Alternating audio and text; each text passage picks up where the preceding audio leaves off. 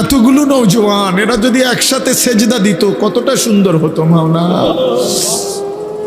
ওরা কেমনে বললে বুঝবে, কেমনে বললে বুঝবে, ওরা কেমনে বললে বুঝবে মাওলা।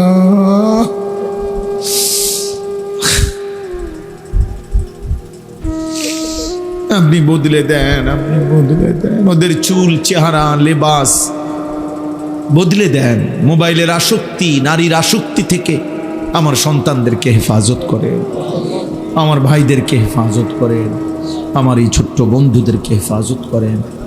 রব্বির হামহুমা কামা রব্বায়ানি সগীরা। সুবহান রাব্বিকা রব্বিল ইজ্জাতি আম্মা ইয়াসিফুন ওয়া সালামুন আলাল মুরসালিন আলহামদুলিল্লাহ। তো বড় বেয়াদব কিভাবে মানুষ হয়, আলেম তো দূরে থাক। তাহলে এটা বোঝা উচিত। বাস্তবতা হলো, আমি এই কথাটা এই জন্য বুঝাইতে চাইলাম যে মূল কথাটা হলো, এটা যুগ যুগ ধরে প্রমাণিত কথা যে প্রত্যেক আমল, আপনি অজু হোক, গোসল হোক, নামাজ, রোজা, হজ, যাকাত, জিকির, তেলাওয়াত, দান, সাদাকা, ঠিক এমনিভাবে নবীজি সাল্লাল্লাহু আলাইহি সাল্লামের মিলাদ বলেন, অনুষ্ঠান বলেন, যেটা বলেন, আমি যা বলেন, আমি রবিউল আউয়াল বলেন, মিলাদুন নবী বলেন, 12ই রবিউল আউয়াল বলেন, আপনি যাই করবেন, যাই পালন করবেন, যাই আমল করবেন, আজান বলেন, একামত বলেন, আজানের জবাব বলেন, রুকু বলেন, সেজদা বলেন, হর আমল একজন মুসলমানের এক্ষেত্রে এই দুই জিনিস জরুরি, বাধ্যতামূলক। এক হলো শতভাগ আল্লাহর জন্য হওয়া, দুই হলো শতভাগ রাসূলুল্লাহ সাল্লাল্লাহু আলাইহি সাল্লামের সুন্নাত তরিকায় হওয়া। নাইলে লাম ইউকবাল, এটা কবুল হবে না। আমি যদি ভুল করি আমারটাও কবুল হবে না, অন্য কেউ যদি ভুল করে তারটাও কবুল হবে না। এনে দলাদলির বিষয় না। আপনি আপনার জায়গার থাইকা আপনি আপনার অনুসারীদেরকে ইখলাস এবং সুন্নাতের উপরে তোলেন, তাইলে তো হয়।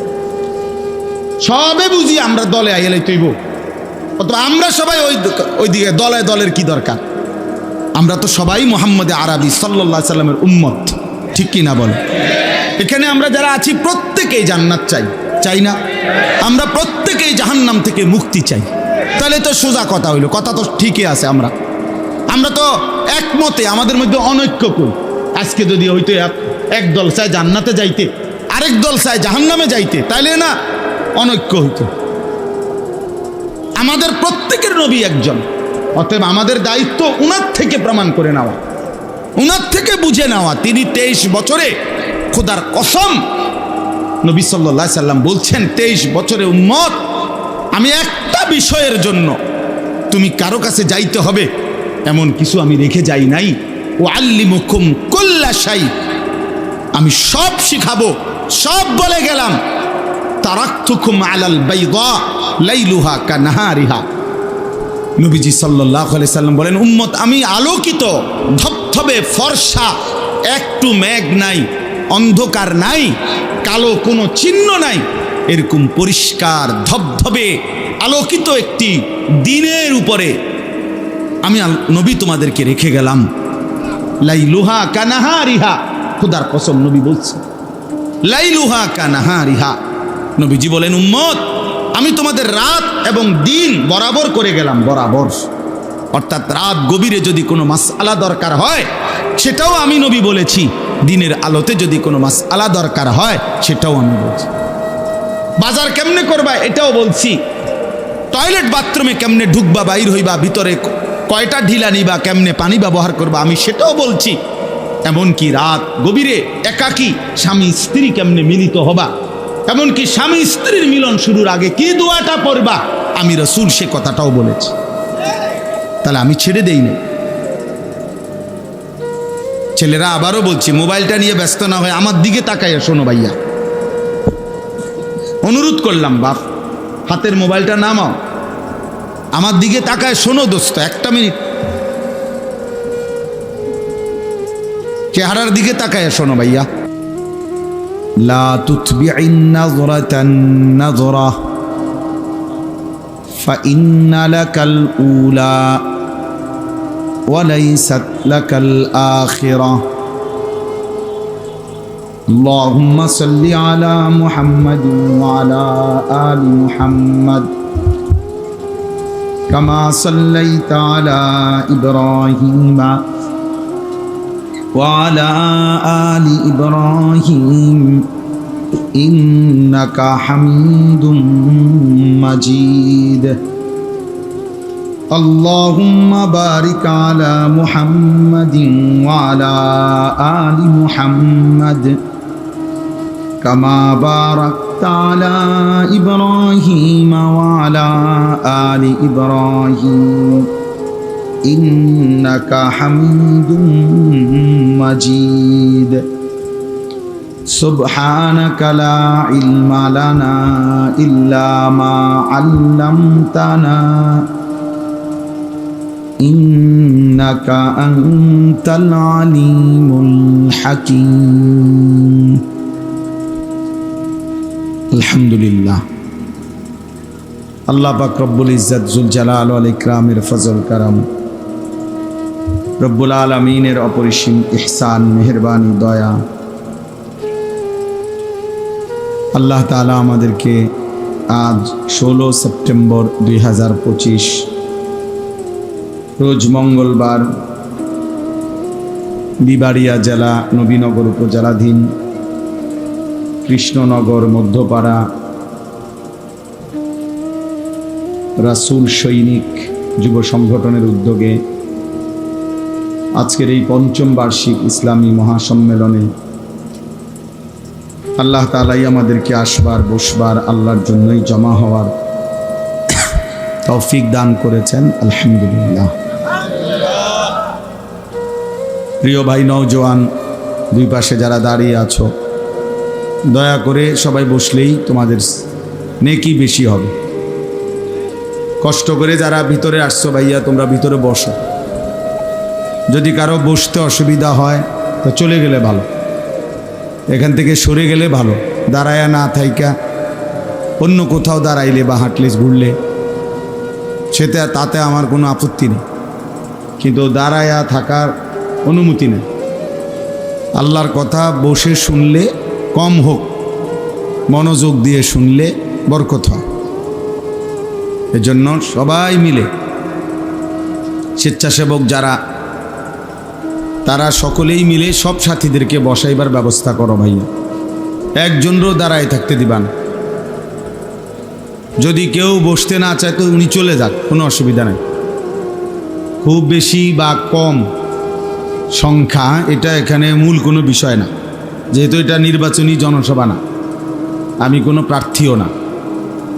তাহলে কাজেই এখানে আমার অনেক বেশি জনসমর্থন হইলেই কি আর না হইলেই কি, এতে কিছু আসে যায় না, এটা কোনো বিষয় না। আল্লাহর জন্য বলা, একজন শুনলেও সমান গুরুত্ব, 10,000 শুনলেও সমান গুরুত্ব, সমান গুরুত্ব দিয়েই বলা। এটা একজন দাঈ মানে যারা মানুষকে আল্লাহর দিকে ডাকে, ওনাদের দায়িত্ব। সংখ্যা কোনো মূল বিষয় না, মূল বিষয় হলো আল্লাহর কথা পৌঁছানো। কোরআনুল কারীমের মধ্যে আছে আমাদের নবী সাল্লাল্লাহু আলাইহি ওয়াসাল্লামকে আল্লাহ তাআলা বলছেন, ইন আলাইকা ইল্লাল বালাগ, আপনার দায়িত্ব শতভাগ পৌঁছানো। আমাদের নবী সাল্লাল্লাহু আলাইহি সাল্লামকে আল্লাহ তাআলা বলছেন, কোরআনে আছে, ওমা আকসারুন নাসি ওয়ালাউ হারাসতা বিমুমিনিন, আপনি যদি খুব চান, আপনি নবীও যদি প্রচণ্ড আগ্রহ করেন, তবুও অধিকাংশ লোক মুমিন হবে না। আল্লাহ বলছে, নবীজিকে বলছে,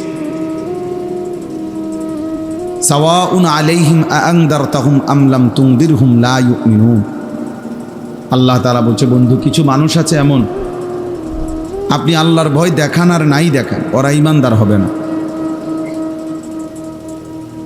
তাইলে বোঝা গেল সংখ্যা কোনো বিষয় না, আল্লাহর কথা পৌঁছান।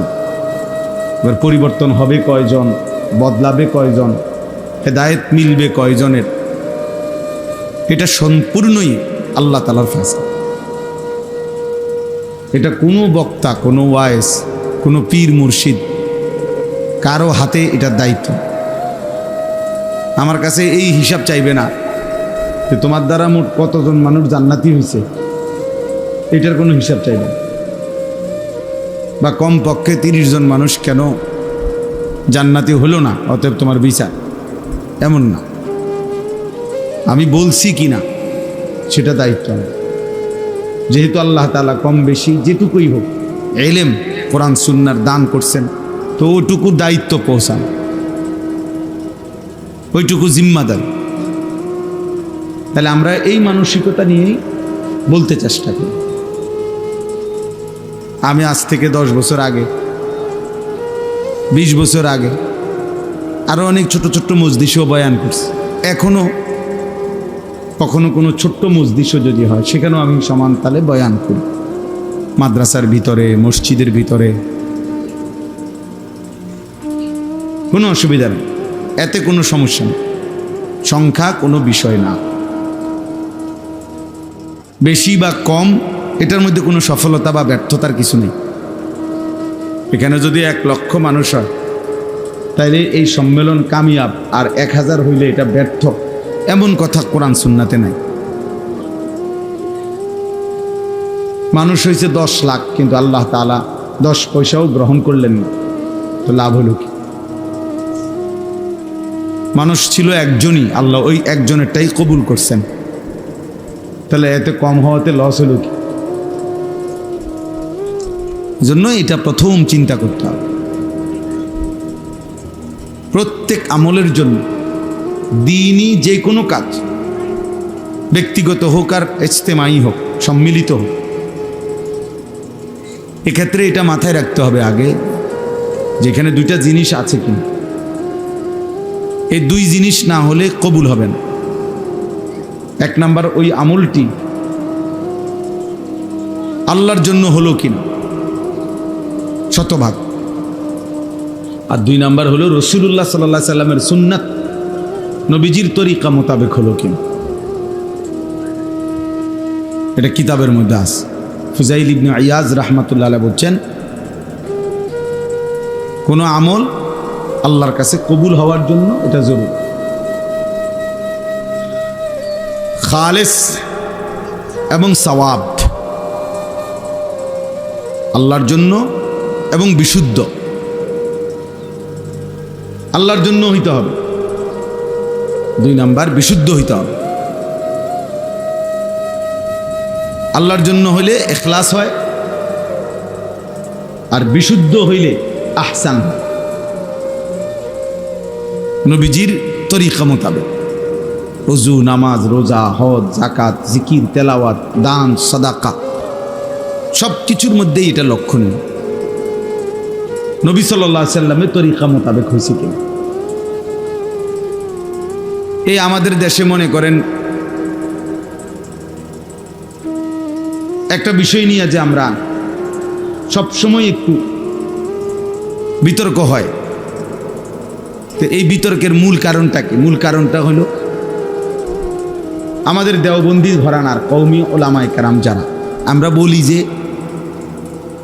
নবীজি সাল্লাল্লাহু আলাইহি সাল্লামের ভালোবাসা, মহব্বত, নবীজির জন্মের দিন পালন কিংবা নবীজির স্মরণে মহব্বতের যে কোনো কিছু করতে হইলে আমাদের বক্তব্যটার মেন কথাটা কি? মেন কথাটা এটাই যে আমরা এটা বলতে চাই যে এটা নবী সাল্লাল্লাহু আলাইহি সাল্লাম এবং সাহাবায়ে কেরাম ওনারা করছেন কিনা,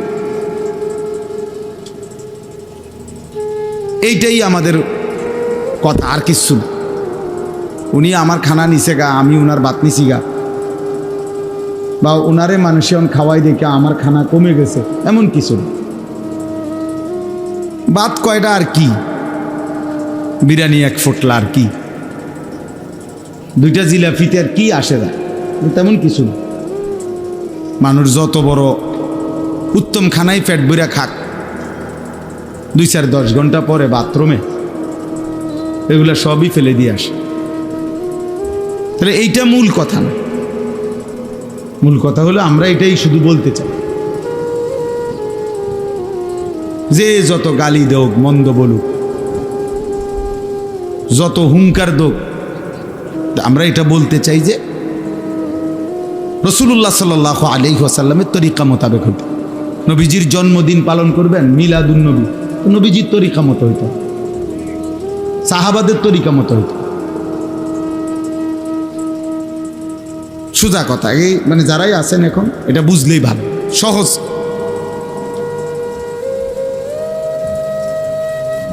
এটাই সবাই আমরা বারবার প্রশ্ন, আর কিচ্ছু। এরপর মাঝে মাঝে বাজে কথা তর্ক হয় এই নিয়ে। যখন আমরা এটা জানতে চাই তখন আপনি এই অমুক আউলিয়া করছেন, তমুক বুজুর্গ করছেন, অমুক দরবারের বড় হুজুর করছেন, সেটা আপনি রাখেন। এটা তো হলো অনেক পরের দলিল। যেই বুজুর্গের নামে আমি বলি আর আপনি বলেন, হয়তো উনি 200 বছর আগে, 300 বছর আগে, আপনি আরো পিছনের থেকে টানে আনেন। নবী সাল্লাল্লাহু আলাইহি ওয়াসাল্লাম তো 1450 বছর আগে, তো উনার থেকে আপনি এটারে মিলাই আনেন। যেমন যেই কোনো হাদিস আপনারাও বুঝবেন, ছেলেরা তোমরাও বুঝবা, যে কোনো হাদিসের ক্ষেত্রে এটা ওলামায়ে কেরাম পরীক্ষা করে যে এটা নবীজি থেকে এই পর্যন্ত ধারাবাহিকতা আছে কিনা, সনদ যেটারে বলে আর কি। মানে আমি একটা হাদিস বললাম, এখন আমি কার থেকে শুনলাম, উনি কার থেকে শুনলেন, উনি কার থেকে পাইলেন। এইভাবে প্রত্যেক হাদিসের ক্ষেত্রে নিয়ম হলো, আপনাদের সামনে যদিও আমরা এটা বলি না, কিন্তু আমাদের কাছে এটা, যারা মাদ্রাসায় পড়ে, হাদিস শরীফ পড়ে উপরের ক্লাসে, ওনাদের কাছে এই সনদ থাকতে হয়। প্রত্যেকটি কথা, প্রতিটা হাদিসের, প্রতিটা আমল নবীজির থেকে এই পর্যন্ত কোন ধারাবাহিকতায় আসছে, কার পরে কে বলছে, এটা সনদ বর্ণনা করে। তো এইটা জরুরি, আমরা এটাই বলতে চাই। এখন দেখেন জশ্নে জুলুসের গাড়ির মধ্যে লেখা আছে উদযাপনের 50 বছর, এইবারও লিখছে চট্টগ্রাম। এটার মধ্যে গাড়িতেই লেখা আছে, যেটা মেন গাড়ি, এটার মধ্যে লেখাই আছে যে এটা উদযাপন যে শুরু হয়েছে 50 বছর। তাহলে এটা তো একটা সহজ কথা যে এটার বয়স হলো 50 বছর। এখন আমাদের নবী সাল্লাল্লাহু আলাইহি ওয়াসাল্লামের জীবন কিভাবে পালন করব, নবীজির আনন্দ আমরা কিভাবে উদযাপন করব, এটা বুঝি 50 বছর আগের থেকে নিতে হবে না 1450 বছর আগের থেকে নিতে হবে। তো ওখানের থেকে মিলাই দেন, তাইলেই তো সারে, তাইলেই তো ঝগড়া হয় না। আমরা এইটাই তো চাই শুধু, আর তো কিচ্ছু। যার যার জায়গা, এক মানুষ কি আর সারা বাংলাদেশের ভাত সব খাই দেবেন? তো একজন হুজুরের কাছে কি আর সারা বাংলাদেশের সব মুড়ি দেবেন? এটা সম্ভব না। একজন হুজুরের কাছে যদি 1 লক্ষ মানুষ মুরিদ হয়, আর প্রত্যেকে যদি তার নিজ নিজ প্রয়োজন, ব্যক্তিগত যার যা প্রশ্ন, যার যা জানা দরকার, শরীয়ত মাসলা মাসাইল, ওনার থেকেই যদি জিজ্ঞাসা করতে হয় যে হুজুর আপনি একাই উত্তর দিতে হইব, এই হুজুর তো মাসখানিকের ভিতরে পাগল হয়ে আসতো, বেটা তো মাথা গরম হয়ে যাবো, তোমার এটা কী কর, আমি এত মানুষের এত কথার কোন সময় জবাব দেব? আমি আপনার 4টা ঠিক বরাবর 4টা 18 বা 20-এ ক্যান্টনমেন্ট থেকে রওনা দিছি বরাবর। তাহলে পথে আসর পড়লাম, মাগরিব পড়লাম, কোথাও থামি নাই, কোথাও এক কদমও নামি নাই, শুধু নামাজ পড়ছি এতটুকু, মসজিদ থেকে বের হয়েছি। কিন্তু আপনি মনে করেন এই পরিমাণ জ্যাম, যে সেই কংসনগর থেকে নিয়ে এই পর্যন্ত সর্বত্র জ্যাম, রোডে রোডে। আপনার কোম্পানিগঞ্জের পরে নবীনগর পর্যন্ত রোডে কত লক্ষ অটো, আল্লাহ করতে পারে, কত লক্ষ অটো, অটো রিক্সা, সিএনজি, মানে এদিক দিয়েও অটো, এদিক দিয়েও অটো, মানে এটা যে গাড়ি সাইড করবে এটারও কোনো সুযোগ নেই। আর অটোর গতি তো আর প্রাইভেট কারের গতি সমান না। এটা যদি সামনে থাকে, এটা তো প্রাইভেট কারের লগে চালাইয়া কুলাই থাকতো, অত সাইডও দেয় না। সাইড দিলে আবার বেশি, ওই আরেকটা আছে ওই পাশে। এই পরিমাণ বিরক্তি নিয়ে মানে আমি এনে আসছি। এই শুধু এই পথটা আসতে 3.5 ঘন্টার উপরে সময় লাগছে। এখন এরপরে আইসা যদি এই সবগুলো মানুষ একবার আমার মুসাফাই করতে হয় সবাই লগে, আমার কতক্ষণ সময় দরকার? আমি ওয়াজ করব কখন? বুঝেন নাই আমার কথা? অনেকেই হাত বাড়াইছে, আমি কারোর দিকে চোখ তুললা তাকাইও না, টাইম না হাইটে গেছে। আটতে আটতে যদি কারো হাত লাগছে লাগছে, না তো নাই। কিন্তু আপনি তো পিছনটা বুঝতে হবে। মৌলানা সাহেব আমার লাগে অনেক কিছু কইতে চাইছে, মাত্র ভুলা গেলায় আনছে, ও এর দূর কইবার টাইমও আমার নাই। তাইলে আমার বলার উদ্দেশ্য হলো, কোনো আলেমের বাত মারা, কোনো পিসা বুজুরের বাত মারা দাও, এটা আমাদের কি নয়, মাকসাদ না, এটা কোনো কথা না। এলেমের খেদমত করবে সবাই, আল্লাহর দ্বীনের খেদমত করবে সবাই, নবী সাল্লাল্লাহু আলাইহি ওয়াসাল্লামের সুন্নাতের খেদমত করবে সবাই। সবাই মিলে মিশে না করলে সম্ভব না।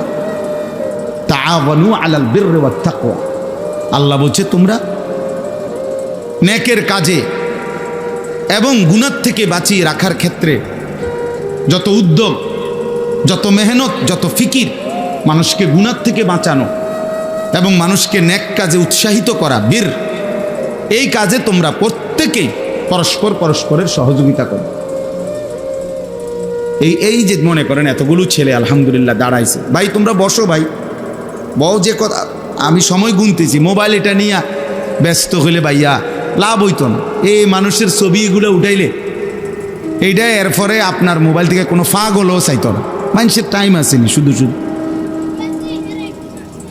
কে কার ছবি দেখে, কে কার টাইম আছে, সময় কই মানুষের? লক্ষ লক্ষ ছবি মোবাইলের মধ্যে পড়ে রয়েছে। এই কিছু মানুষের এটা ব্যারাম আর কি, মানে এটা মানসিক রোগ, যে এইটা দেখে এটার ছবি উঠাইতে মন চায়। এটা বাস্তব, এটা কিন্তু একটা মনস্তাত্ত্বিকভাবে মানসিক রোগ। এটা এক ধরনের ব্যারাম, এক ধরনের রোগ এটা। তাই কোনো ফায়দা নাই ভাই। নিজের জন্য যদি কেউ শুনে, আল্লাহর জন্য শুনে, নিজের পরিবর্তনের আশায়, অনেক ভালো হয়। কেউ না শুনুক বেটা, আমি বদলাই, আমার জন্যই আমি শুনি। এজন্য আবারও বলছি, হাতের মোবাইলগুলো বন্ধ করে তোমরা নওজোয়ান বসো। আমি বারবার ঘড়ি দেখতেছি, আমি অল্প একটু সময় কথা বলব। একটা কথা বলে ফেলছি, আজকে কয়েকদিন ধরে আমাদের দেশে আমাদের জাতীয় মসজিদ বাইতুল মুকাররমের সম্মানিত খতিব হযরত মাওলানা আব্দুল মালিক সাহেব, অনেক বড় আলেম, অনেক বড়, সারা পৃথিবী তাকে আহলে ইলম হিসাবে স্বীকৃতি দেয়।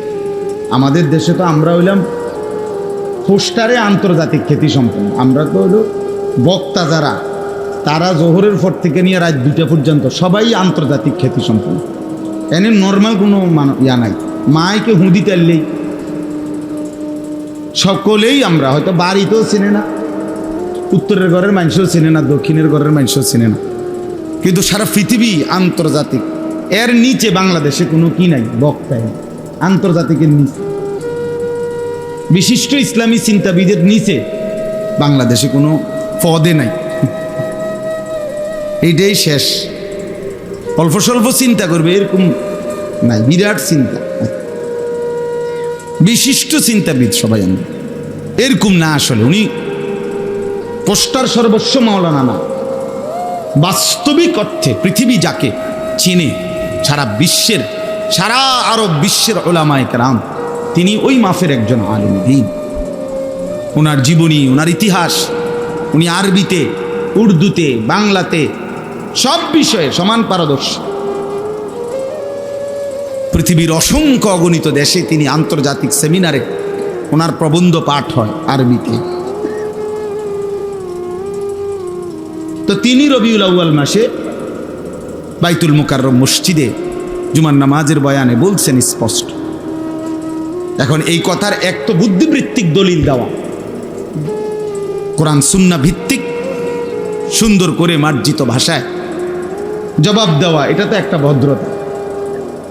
কিন্তু অল্প বয়সী নাবালেক বাচ্চা কাচ্চা যদি চিৎকার চেঁচামেচি করে এত বড় মানুষের বিরুদ্ধে, এটা আসলেই মূর্খতা ছাড়া আর কিছু। আল্লামা শায়েখ সাজিদুর রহমান দামাত বারাকাতুহুমুল আলিয়া, আমি যখন 1993 সালে আমি যখন প্রথম দারুল আরকাম মাদ্রাসায় ভর্তি হয়েছি, আমরা ছোট্টবেলায় একেবারে জীবনে প্রাইমারি স্কুল পাশ করে তখন ভর্তি হয়েছি। আমি হুজুরের অনেক ঘনিষ্ঠ ছাত্র, আমি প্রিয় ছাত্র আলহামদুলিল্লাহ। এখনো আজকের এই দিনে সেই 1993 সালে দেখতাম, আমরা ছোট্ট তখন মাত্র প্রাইমারি স্কুল 5 পাস করে মাদ্রাসায় ভর্তি হয়েছি, তখন দেখতাম কাতার থেকে, আরব থেকে, আরব বিশ্বের বিভিন্ন দেশ থেকে বড় বড় শায়েখরা, আলেমরা দারুল আরকাম মাদ্রাসায় আসতো হুজুরের সাথে দেখা করার জন্য। আর শেখ মুআফি মোহাম্মদ আজাব, কাতারের বড় আলেম, আমার মনে আছে ছোটবেলায় হুজুরে আমার আরবিতে উনার সম্মানে আরবি একটা ছোট্ট বক্তব্য লিখে দিছে, আমি মুখস্থ পড়ে শুনাইছিলাম ওই মেহমানের সামনে, কাতারের মেহমানের সামনে। দারুল আরকাম ব্রাহ্মণ, সেই মানুষটা হাটহাজারী বাংলাদেশের সারা পৃথিবী বিখ্যাত মাদ্রাসা, আজকে 100 বছরের চাইতে বেশি যে মাদ্রাসার বয়স, তিনি সেই মাদ্রাসার মুহাদ্দিস ছিলেন। কাতারে দীর্ঘদিন পর্যন্ত আন্তর্জাতিকভাবে একজন খ্যাতিমান আলেমে দ্বীন তিনি।